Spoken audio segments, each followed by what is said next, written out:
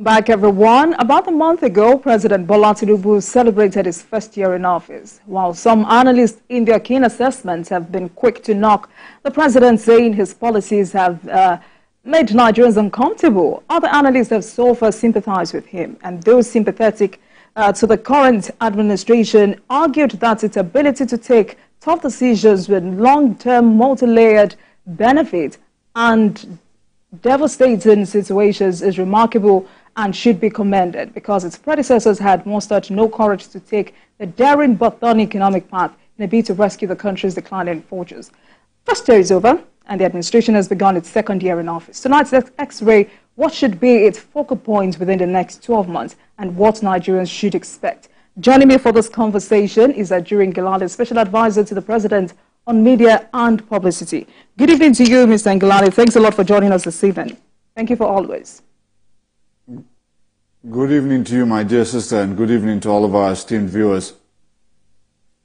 All right. So just like I said in my introduction, first year is over, and the reality is that Nigerians expect more. So what can Nigerians expect from President Bola Ahmed Tinubu in year two? Certainly, Nigerians can rightly expect from their President and Commander-in-Chief, His Excellency President Bola Ahmed Tinubu, that there is going to be expeditious progress on all of the massive interventions that have already begun implementation across all sectors of the national economy in the first year. And we're going to get into kind of the nitty-gritty of what some of those interventions are and what Nigerians can expect in year two. But I think it is also safe to say that when you have essentially decades worth of maladministration that you are having to dig out of, when you have infrastructural deficits made over decades that you have to dig out of, this is not going to be a one-year fix. It is not going to be a two-year fix. There will be discomfort. The president is a surgeon. He is not one to put Band-Aids on wounds. He is one to go in, take the bullet out, and have comprehensive and full healing. He did it in Lagos State. He will do it for the entirety of the Federal Republic of Nigeria. This was never going to be easy. When His Excellency Mr. President was campaigning, he campaigned on the platform that he was going to be the president who took the difficult decisions that others shied away from. And he is living up to the billing in every respect. And I believe Nigerians also understand that a major reason why His Excellency Mr. President has been able to effectively implement many of the bold economic reforms for which he is being praised around the world and by the investment community, not only internationally but even domestically, is because he is able to take those decisions. And ultimately, people have seen from the case study that is his leadership record, his stewardship record in Lagos State, that there is always light at the end of tunnels, even when there's a certain stretch of darkness within those tunnels to begin. We've seen this movie before. It's playing out again, but it's on a wider scale and a wider audience. So this is, I think, why that Nigerians have the confidence that they have in this president, that when he takes difficult decisions, that in some cases, in some narrow cases, previous administrations had even attempted to take, but they did not have the good faith and confidence of the people to take those decisions, because people felt that those decisions were being taken in a manner that was of bad faith and in a manner that would not lead to long-term sustainable development in the way that they have faith in President Bola Tinubu to actually deliver over the medium to long term. And I think this is why you're seeing a difference in the reaction to President Tinubu's reforms as against what we saw within some of the attempts made by former presidents such as President Goodluck Jonathan when he attempted some of these same measures. So look, there is a lot of work to be done. We're not shying away from that. In fact, our responsibility is clearly communicating to our people why the reforms are important and ultimately what the long-term benefit is, not just for Nigerians today, but for future generations of Nigerians to follow on. So this is where we are. Now, With respect to some of the interventions that His Excellency, Mr. President, has implemented in year one that Nigerians can expect to scale up in year two, I think the landmark ones that are often cited and are kind of, I would say, very well received by our people would include, of course, the implementation of the nation's new consumer credit program being implemented by Credit Corp under the leadership of the young MD, Mr. Uzoma and Wagba. Already on that front, I'm pleased to report to our people tonight that there has been a breakthrough with respect to an agreement achieved between the NIMC and Credit Corp to effectively link the NIN numbers of all Nigerians to an effectively constructed credit scoring system. Obviously, these are the kinds of activities that are the core administrative and governance functions of these institutions that will not obviously get a lot of hand claps and dancing steps around the country, but ultimately lead to the sustainable establishment of programs that will long last beyond the tenure of President Bola Tinubu. In addition to that, we have seen within the consumer credit scheme over 150 not just traditional deposit money banks, but also microfinance institutions with portfolios of millions of Nigerians who have, lended from, I'm talking microfinance now, lending up to, 5,000, 15,000, 25,000, 100,000 from some of the microfinance institutions. We've seen over 150 now express interest and put in their proposals to be a part of the lending ecosystem that is being created by Credit Corp at the moment to essentially undergird a national consumer credit system. You join that with the effective linking of the NIN with a credit scoring system, and you see the active intervention and participation of financial institutions across the country from the small level to the large. You recognize that there's a lot of very, very important progress being made. And then we'll get into the issue of beneficiaries as the show goes on. All right, so now that there's a level of breakthrough with the consumer credit system, when should Nigerians expect a takeoff? Excellent question. So we now have up to about 50,000 federal civil servants, as we rightly articulated from the beginning. This would be a phased approach. So we're starting with the federal civil service, and eventually that will cascade into the general population of the country. But we're starting, obviously, at the federal civil service. Right now we have 50,000 applicants who have registered, and we have 50,000 applicants that will be paid their first tranches over the course of the next few weeks. So we are now within weeks of actual disbursement. But the question is, as we move into year two of this administration, what can our people expect? And Credit Corp has been very clear that from now to the end of 2024, we're going to ensure that we're capturing the interested federal civil servants in the country, right? And then federal, and then eventually to state, but the civil servants in the country. And then as we cascade into the general population of the country, that is all other applicants that are not within the federal civil service and the state civil service, for example, civil services. What you will now have is an expectation that by May 29th, 2025, that would be the second year anniversary of the administration, we would at a minimum have 500,000 Nigerians benefiting sustainably from consumer credit access, but that we are in the business in this administration of under-promising and over-delivering rather than the opposite. So when I say 500,000, that is extremely conservative, and we expect to significantly outperform that number with respect to beneficiation of the consumer credit program. Now, if you look at the student loan program, for example, where presently, because of the alacrity with which this administration is handling, the implementation of that program, I'm proud to report this evening that we presently have about 66,000 young people, young schoolgoers who have successfully put themselves in a position to obtain the first tranches of the student loan. That amounts right now to over 22 billion naira in exposure to those 66,000 first tranche beneficiaries across universities across all states of the Federation.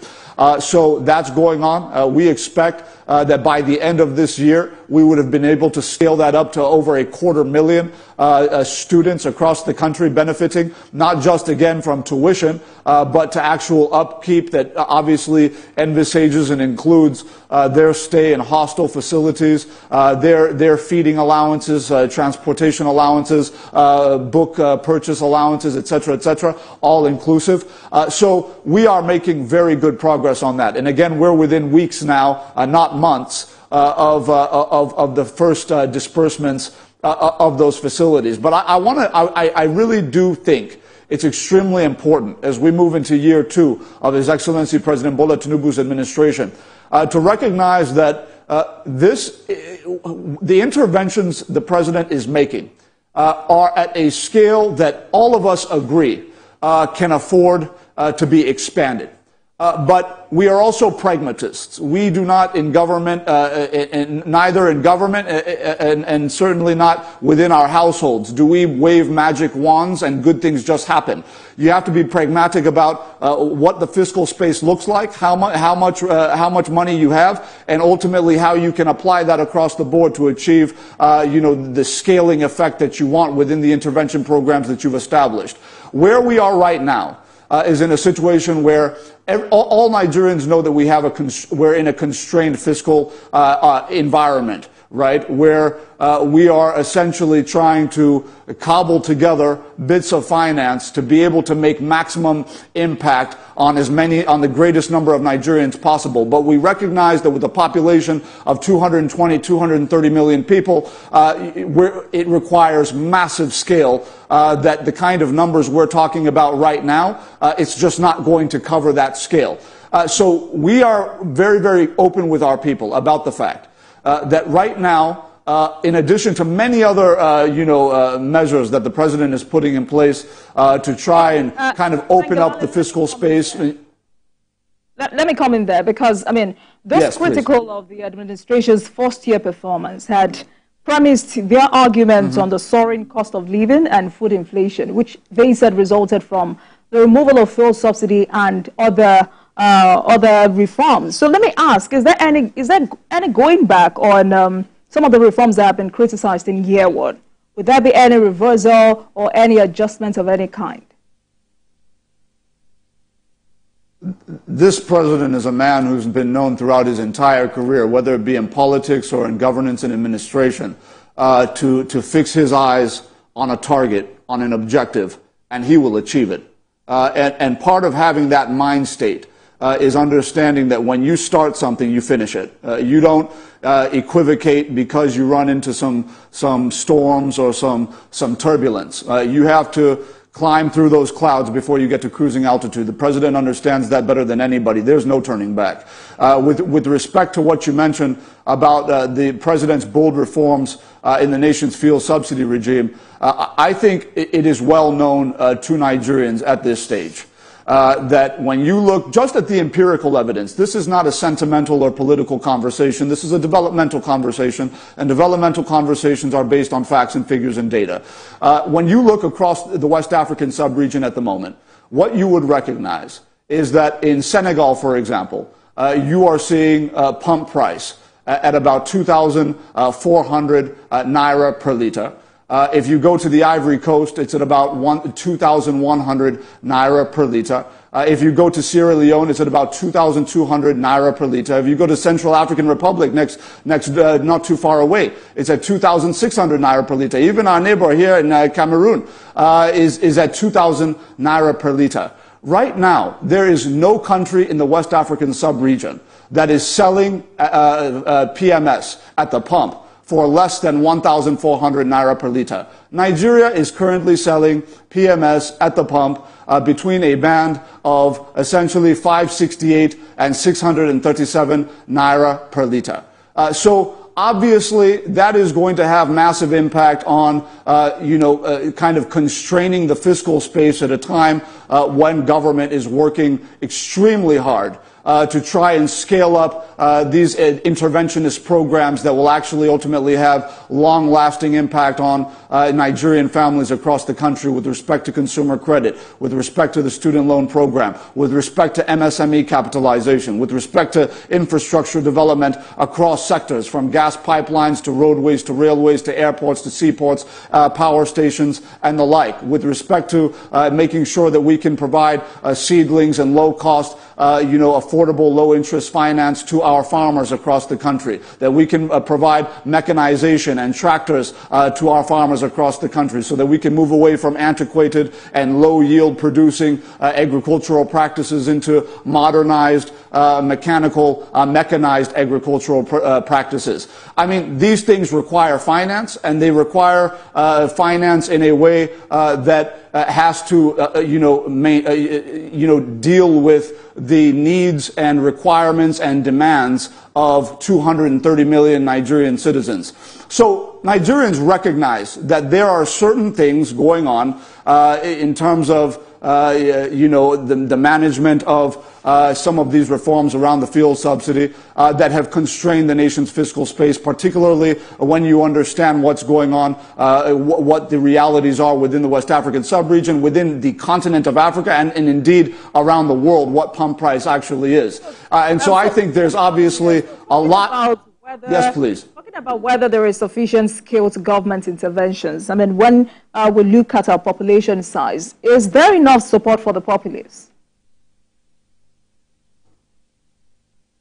This is exactly what we're talking about right now. I think we are under no illusion whatsoever that we are at the finish line of satisfying the needs of our people. We are in year one.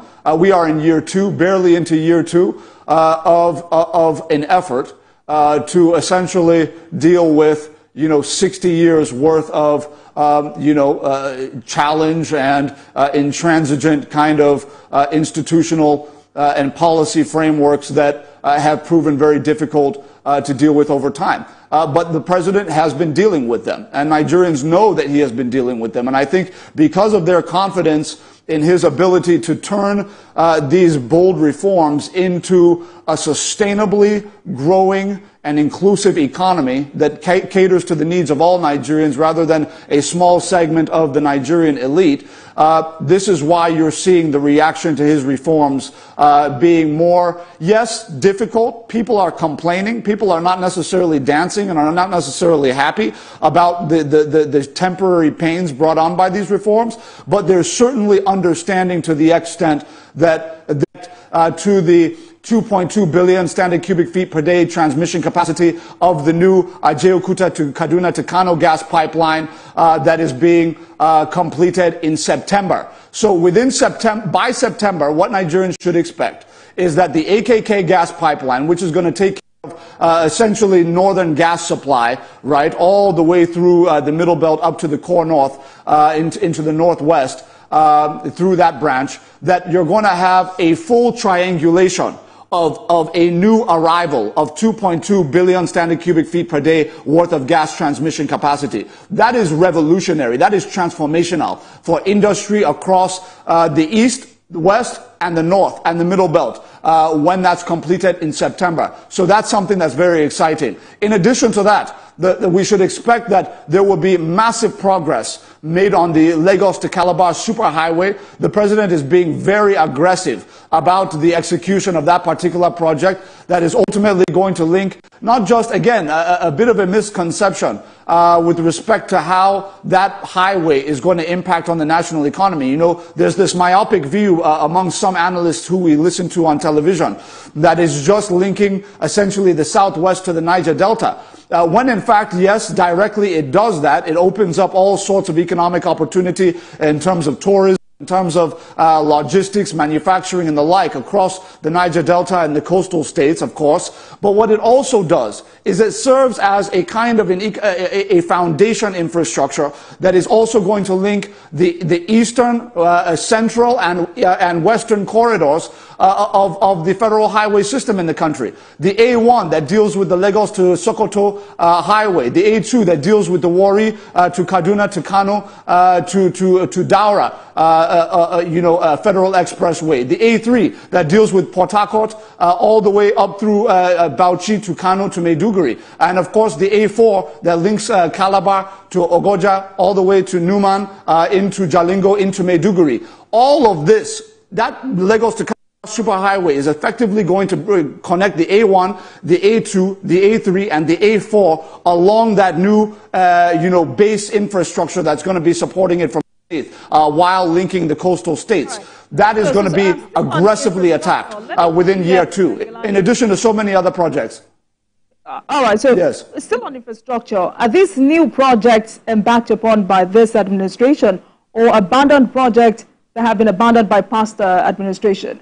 Because at the moment, report says Nigeria has over 50,000 abandoned projects across the country. Well, and this is part of the administrative genius of our president, is that he's not myopic in his approach. He's not looking at just starting a project just to say, oh, I'm the one that started it. He has his new projects. Of course, everybody knows the Lagos to Calabar superhighway is not an inherited project, but he's also, this is why he also, when at the time that he launched the Lagos to Calabar superhighway, Nigerians would recall that he also, was breaking ground effectively on the continuation of over 300 road and bridge projects across all 36 states of the Federation that had been lying fallow. So this is a president who is very much concerned with the notion that government is a continuum, and ultimately it is his belief that his highest obligation is to ensure that his actions and his application of federal resources and national resources are applied to those projects that are going to add direct value to the lives of Nigerian families and individuals across the country. So he's all about completing abandoned projects or unfinished projects, but he's also going to ensure that where there are opportunities to provide once in a generational infrastructure that will now add even more value to the existing infrastructure that exists across the country, this is a bold president who's going to take that step, and he's going to make that sacrifice and make sure that that critical infrastructure is started and completed during the life of his administration. So he's dealing with both sides of that. And again, that applies not just to road infrastructure. That applies to oil and gas pipeline networks. That applies to power plants. That applies to injection substations and dealing with, transmission, the transmission grid, which is why this is the president who was able to sign the accelerated performance power agreement with Siemens Energy that essentially ensured that whatever delays and bottlenecks were being experienced over the last several years with respect to the end-to-end modernization of the nation's transmission grid, that those bottlenecks have been crushed by this president, and that there's really no official of government or no non-state actor or non-government actor who is standing in the way of the end-to-end modernization of the nation's power transmission grid. The president is not just concerned with the quantity of power moving into the homes and businesses of Nigerians. He's concerned about the quality of power moving into the homes and businesses of Nigerians. So we're dealing decisively with the grid so that we end and eliminate all of these equivocations and fluctuations in the current that is entering the homes and businesses of Nigerians, costing them their appliances, costing them valuable time and the like, when people are actually shutting off switches and shutting off lights because they don't want their appliances to spoil due to the poor quality of the available power. This is what the president is tackling head on, and in year 2,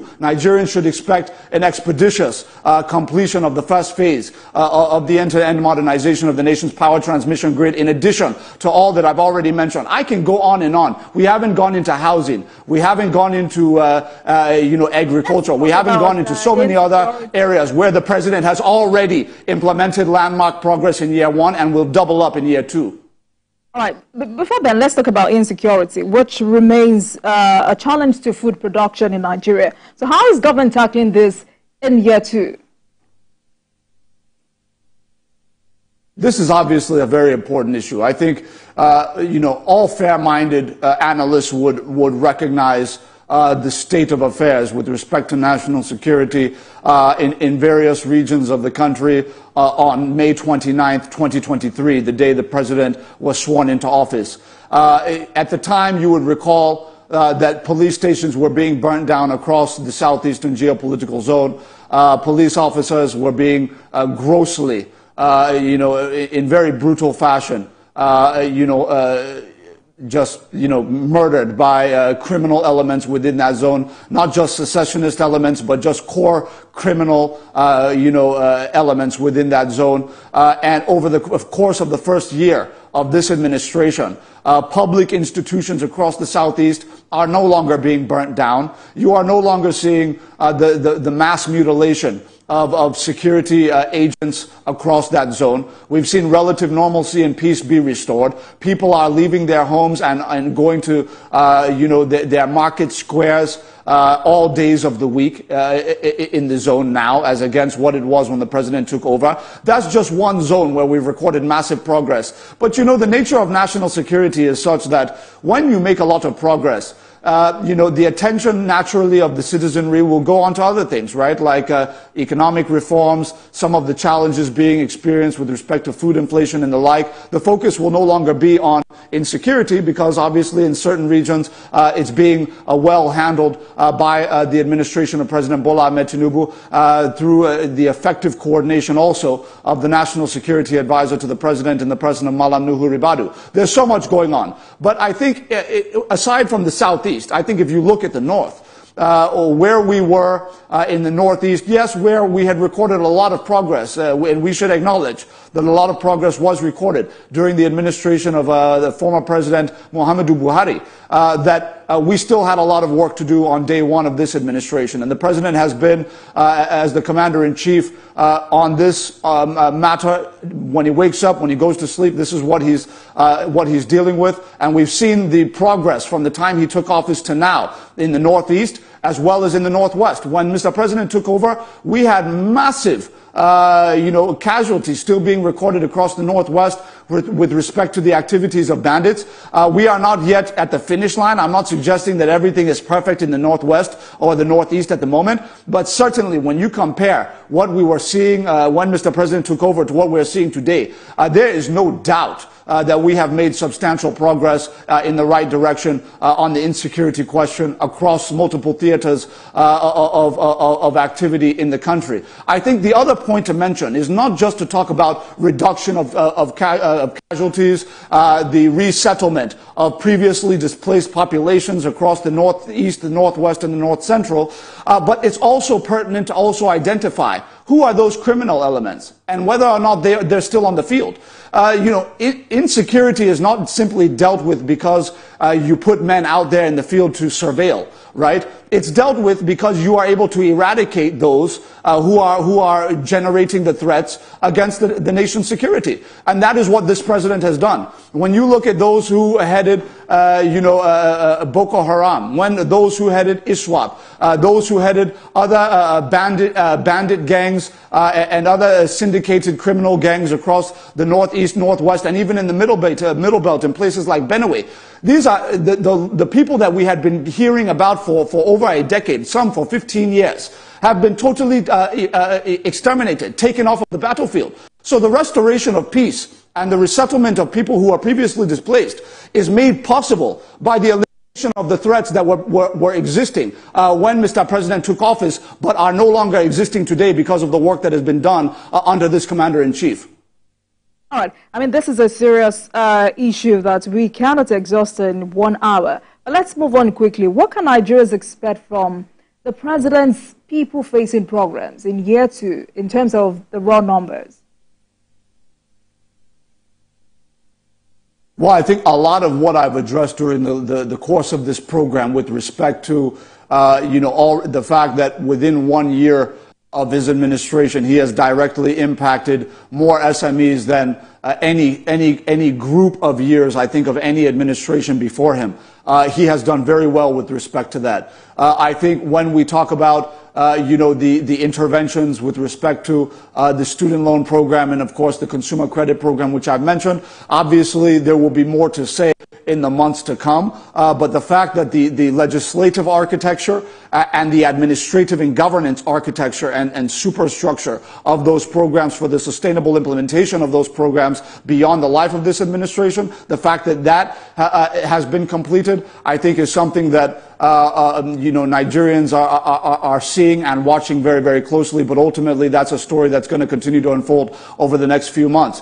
But I think we're very, very clear with our people that the infrastructure, the massive infrastructural investment that is being committed by this administration under the leadership of Mr. President is not something where roads are just being constructed. You're dealing with hundreds of thousands into the millions of jobs that are being created directly and indirectly by the massive construction works that are being taken place, not just on our roads. I haven't even gone into railway on this program, where the president is getting is actively completing the Kaduna to Kano standard gauge railway. Right? In year 2, Nigerians should expect that there will be substantial progress ahead of the first quarter 2026 completion of that particular rail line. The president is also advancing the completion of the extension of the Warri-Etokpe rail line to link Warri Deep Sea Port to the existing Warri side of that rail line, and then to extend the Etokpe side of that rail line ultimately to Abuja, so that there's a central link down to Warri Seaport. Right. So because of time, let me throw in this last question. You've been discussing with international stakeholders about the president's green industrial vision. Are they buying into this? Right. Oh, there's no doubt about that. I think if you look at the caliber of people who are sitting down with us in the office of the Special Presidential Envoy on Climate Action, you will know that they're taking this extremely seriously. And we're hearing it from global CEOs. We're hearing it from the CEOs of the major multilaterals around the world.